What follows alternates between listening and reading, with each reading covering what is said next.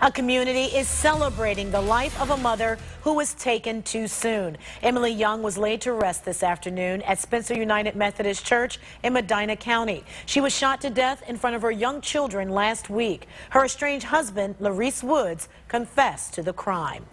Tonight, Wayne County's prosecutor is answering some pretty tough questions after a 5-on-your-side investigation uncovered Woods bonded out of jail just days before the murder. Yeah, he is now in jail on $1 million bond, but 2 weeks before the murder, we learned he was let out of jail after being accused of sexual battery against a different woman. News Channel 5's Derek Waller live in Cleveland. So, Derek, did prosecutors miss a warning sign? Well, Chris and Danita, that's what we think may have happened here, because Woods' estranged wife, Emily Young, the murder victim, actually filed a civil protection order against him in Medina County in November. Now, fast forward a month later, in Wayne County, prosecutors there dealing with a different case had no idea.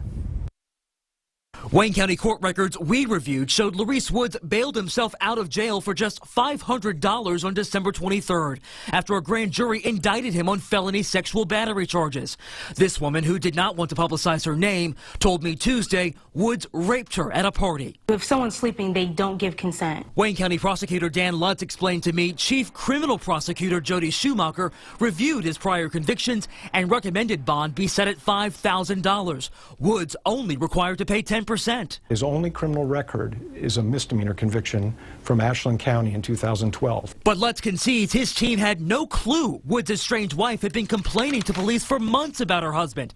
Allegations he threw her into a pile of glass and slashed her tires, all detailed in this civil protection order she filed in November, where he's ordered to have no contact with her or their children. Let me say this, Derek. If we had had that report, which we did not, and we read the allegations in that report, would we have used that to factor in recommending a higher bond? Yes.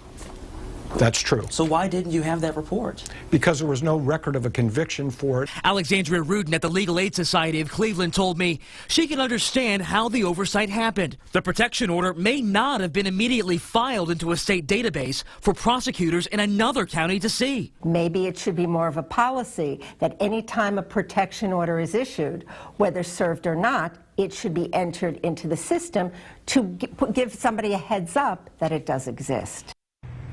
And Rudin telling me there that clearly there's some gaps in the system and there needs to be better communication between counties in Ohio.